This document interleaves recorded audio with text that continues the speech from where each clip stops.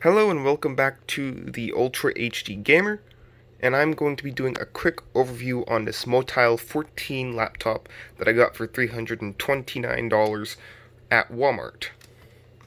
So as you can see, there is a backlit keyboard. Although dimly lit, it is still backlit, and a great price at $329. I'm not going to complain about it. Now, it's more expensive now. It's about $450 or so, or $500.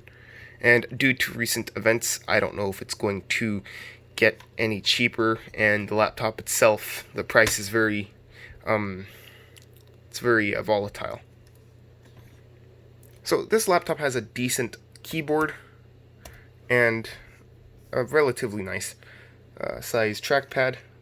I mean, it's not great for gaming, but it gets the job done. It has a facial recognition scanner, so I think an iris scanner or something like that.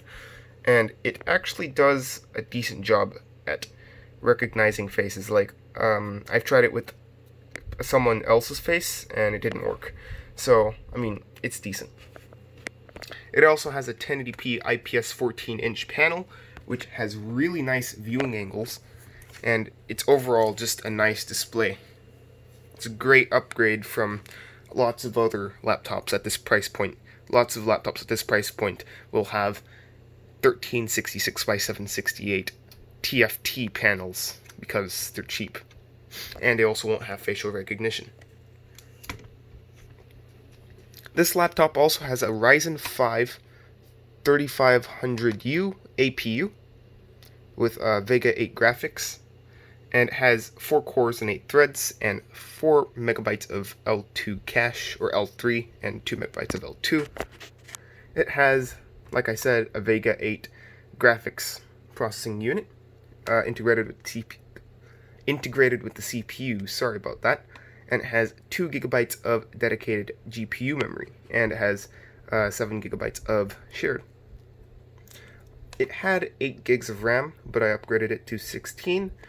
It only has a single channel memory slot on the motherboard, which is kind of sad, because that kind of neuters the performance of this laptop. If it had dual channel memory, the gaming performance of this laptop with the graphics, because it only has the integrated graphics, will be much better. But I can't really complain at this price point, because they added a second NVMe slot, which I put a 512 gigabyte PCIe SSD in there, and it has a 256 gigabyte NVMe SSD that comes with the laptop, along with Windows 10 and the assorted THX software to help out with the speakers, which are not very good. There's a big fat power button right there, and a power indicator light, and it's just a really thin and nice laptop. This is a micro SD card slot. I put a 128 gigabyte SD card in there. I'm pretty sure you can have a 512 gig SD card in there. I mean, it doesn't really matter. Here you have some sort of blank expansion port. I don't know what that is for. I think that's for a full-size memory card, but it doesn't have that on the motherboard. I'm not sure. A USB Type-C port, and sorry for the shaky camera, and a USB 3.1, most likely 3.1 port, and an HDMI out, and the power barrel adapter, or power port. Here, there's a 3.5mm headphone jack, another USB 3.1 port, and a regular USB 3.0 port. And what's nice is it comes with an Ethernet port, a gigabit Ethernet port. And at this size and like thinness of the laptop and how light it is pretty nice. It comes with a Ethernet adapter or Ethernet port, and it has gigabit Ethernet, and also a Kensington lock. And here in the back there's just a bunch of fan grills, which make the laptop look that much nicer. Makes it feel a little more like a gaming laptop, even though there's only one fan like right there.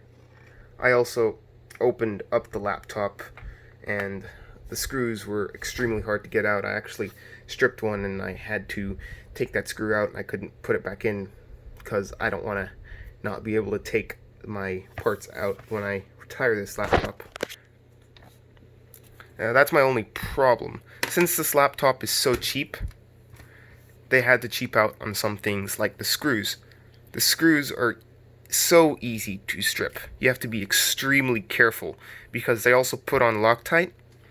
So if you put too much force in the wrong place with a screwdriver, the screws, since they're made of a lower quality malleable or more malleable type of metal or mix of metals, it'll strip the screw, and that is one of my only major complaints other than the one memory DIMM. Just be careful when taking apart the laptop, because I've taken apart two, and both of them I stripped at least one screw. Now, some other people who are probably a little more careful than me have not, and they probably have better tools than me. Oh yeah, and little rubber pads are starting to fall off, as you can see. Wait, I did not show you this part. It's starting to fall after lots of heavy usage, like lots of gaming and moving around and stuff like that. Makes sense, but yeah, those are my only real problems with this laptop. There was also a BIOS, like a weird BIOS update thing, but that didn't really hinder performance or anything like that. It was just weird, and it stopped because of an update. Overall, I have to say this laptop is a very nice laptop with its relatively powerful processor and its easily upgradable parts if you're careful, and its nice backlit keyboard. And its thin and lightweight size.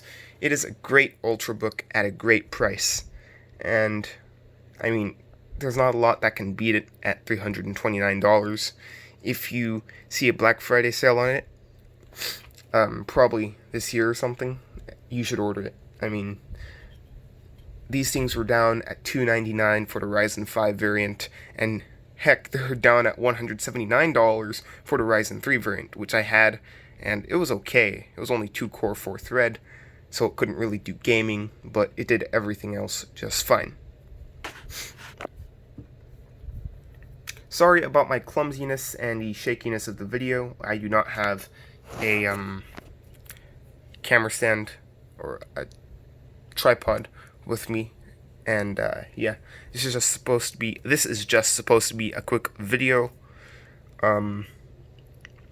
Yeah, overall this laptop is very nice. It can do lots of tasks. Actually, I put CAD on it, and I can actually use CAD on this laptop. Well, some variants of CAD, because the Ryzen 5 3500U might be underclocked for other variants such as Inventor or AutoCAD, but the free variants of CAD run on it just fine without lag.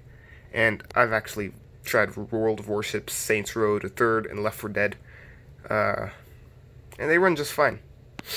I don't know about GTA 5, but and other newer AAA titles, but it should run most games, at least made before 2015 at 1080p medium settings and nice 30 to 40 FPS at least. And I would say this laptop is a great laptop to bring on trips. Oh yeah, another con is battery life. If you have the battery at performance mode, it will only last about 4-5 hours, as said right there. And if it's on, well, low power mode or battery saver, it'll probably last a little longer, maybe 6 or so hours of web browsing, because you know it's on low power mode. Honestly, this laptop is a little beast at a good price. This is actually going to be the final part of the video, because I kind of lied about ending the video earlier. Although, please like this video and subscribe to my channel if you want to. If you don't like the video, then dislike it. And I guess, have a good day. Bye.